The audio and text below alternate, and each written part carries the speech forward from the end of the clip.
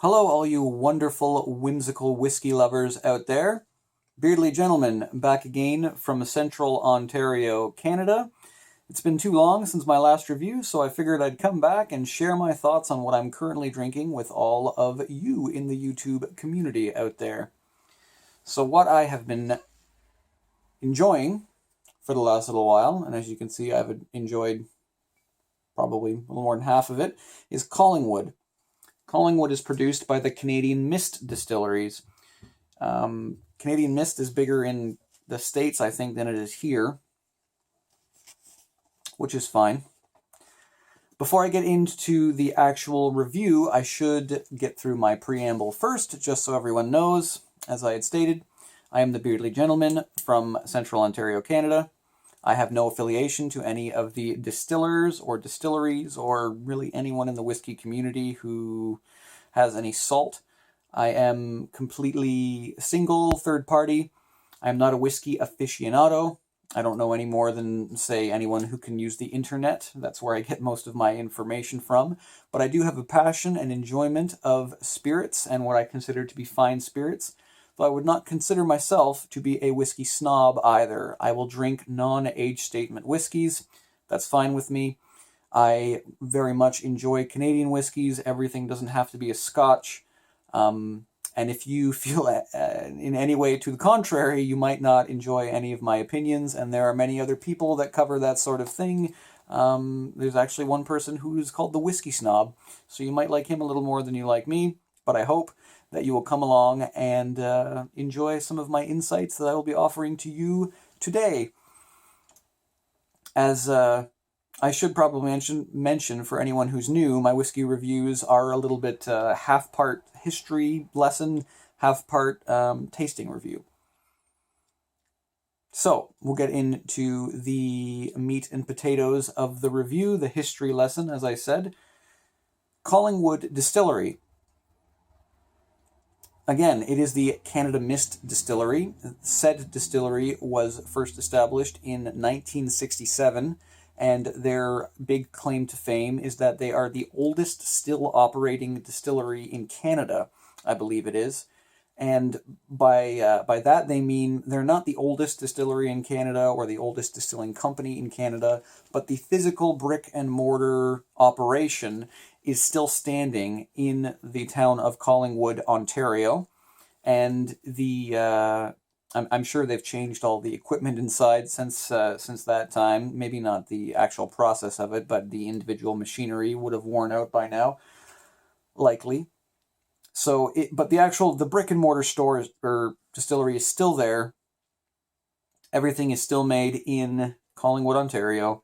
The big difference now is the fact that they are a Canadian distillery. They produce Canadian spirits, but as I've mentioned in a lot of my other reviews, I am finding out that no Canadian whiskey is actually owned by a Canadian anymore. They are owned by Brown-Forman. Now, this is the same company that owns Jack Daniel's and other companies like Woodford Reserve.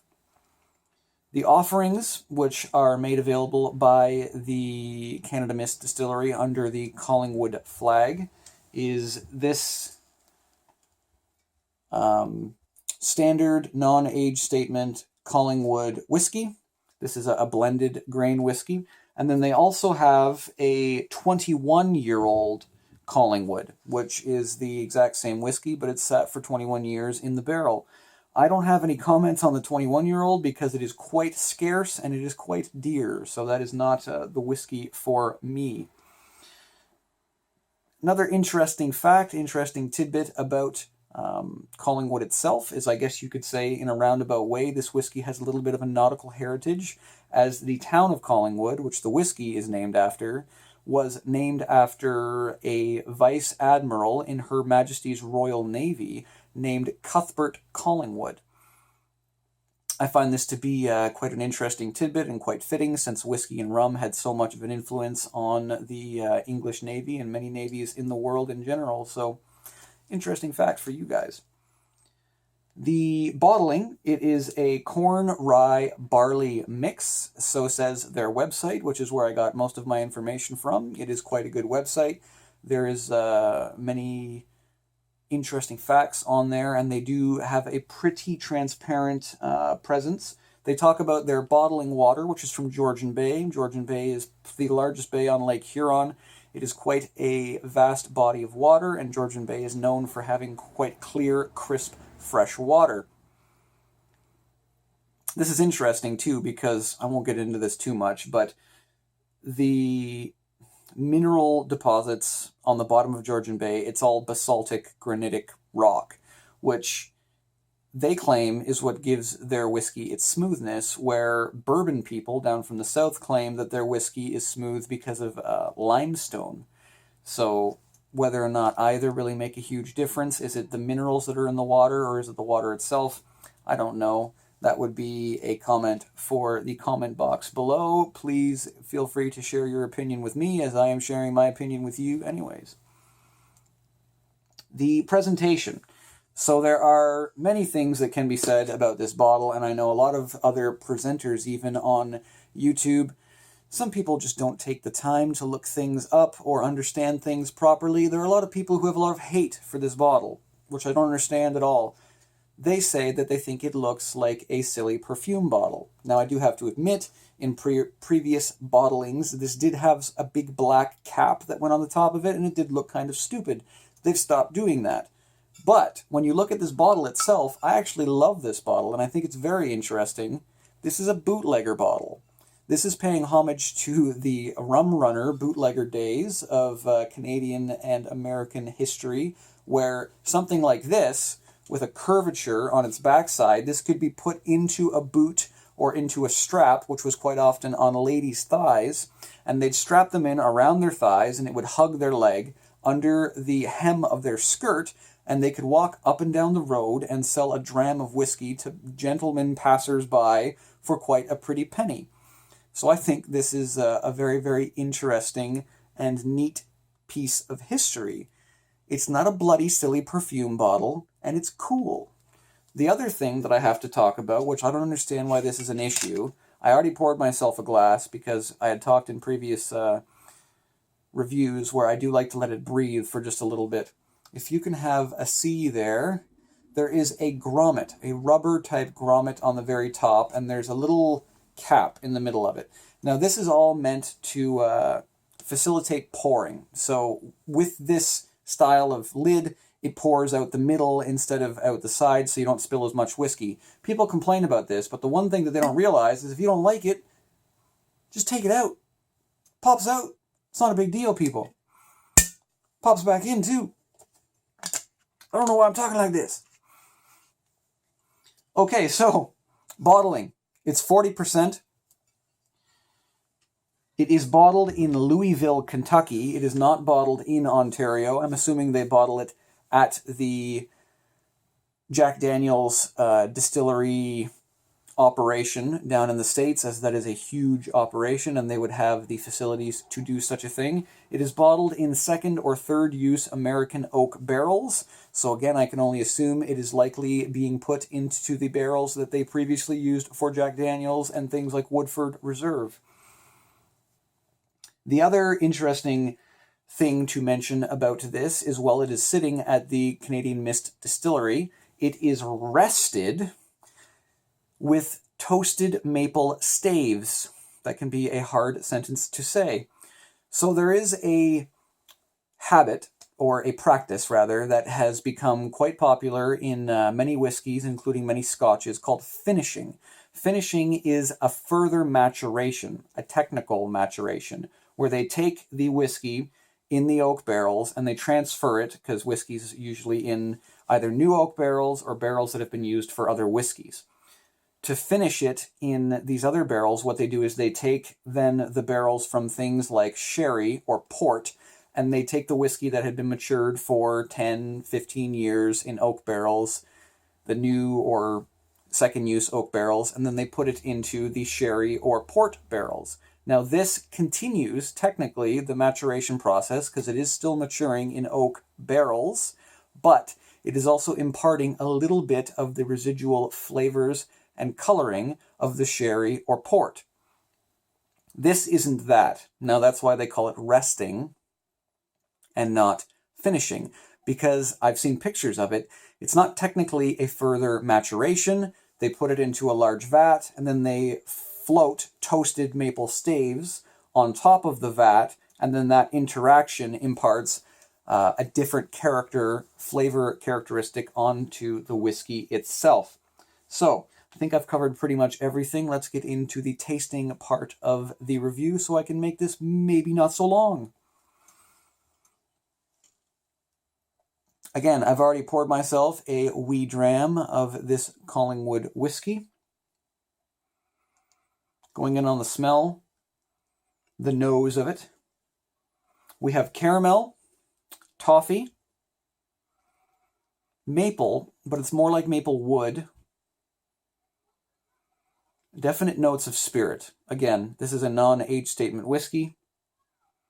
There is going to be a little bit of a sharp spirit edge in it. It just happens. This isn't necessarily a bad thing. It just is what it is. Some people may even like it. I find I don't really mind it, especially if I know, as it is stated on the bottle, if I know that this is going to be a bottle that will have a little bit more spirit in it and I'm ready for it, I find it's not a bad thing.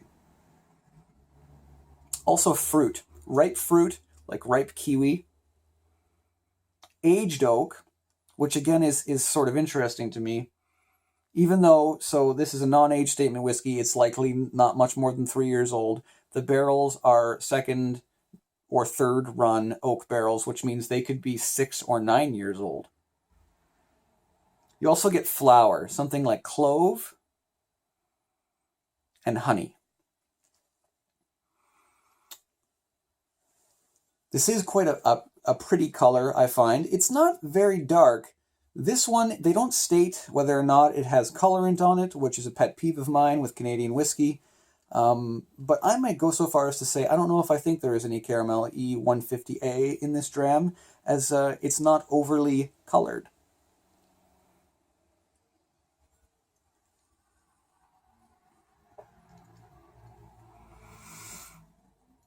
On the taste, mellow sweetness, vanilla, grain. You can taste some of the barley in it. Very mellow spice. There is rye in it, but it very much plays a back seat. Butterscotch and a definite spirit note. It's not an overpowering spirit note. I'm not trying to say that, but it is there. Now, I'm going to add just a wee bit of water to this. Again, it is only 40%, so you really don't need that much. What I am adding here in my little glass dropper is 0.5 milliliters, which for our imperial friends south of the border, that's about a 1/4 teaspoon.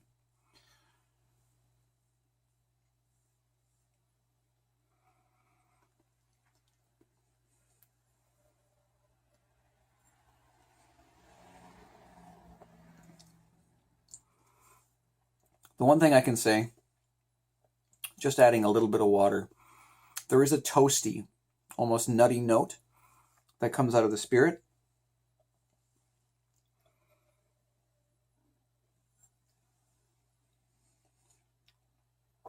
The finish is warm. Definite notes of cereal, barley on the tongue. You get a butteriness from the corn, almost even a herbal note. Something like wintergreen, I would say. A fairly long finish for something that's only 40% and doesn't have a lot of age on it. It does stay with you. And after it's been sitting for a while on the palate, I get something almost like dark roasted coffee, which I really enjoy. This one's pretty good.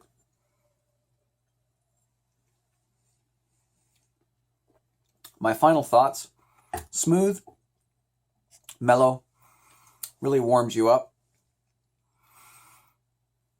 I do like the transparency on the website. It would be nice if there was a few other things that were sort of keyed in on, but they go so far as to say that it is produced with locally sourced grains. They do tell you it isn't bottled in Canada, so that's nice. It does have interesting differences. The subtleties are the most interesting to me. that little bit of a toasted maple note that you can pick up on it. And maybe I'm a little more sensitive to it because about a decade ago in a different life, I worked a lot with wood. And when you're cutting certain kinds of wood, there is a definite smell. And when you get that much sawdust in the air, it's even a taste. But when you're used to cutting oak, there's a certain smell and taste of oak. When you're used to cutting maple, we used a lot of rock maple, there is a definite smell and taste to that. And I'm getting that imparted from the flavor of the spirit, which I find interesting and kind of enjoyable. This is only $34.95 at the LCBO for all of you Ontarians.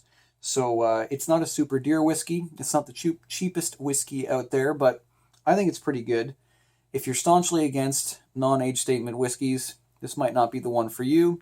But if you like to try something new and you want something a little bit different, I would say give this one a try. It's not that much money, and it is quite enjoyable, in my humble opinion. Anyways, I hope that you all joined me for a dram. I am the Beardly Gentleman. I wish you all a good day, or good night, or good evening, wherever you are. Beardly Gentleman out.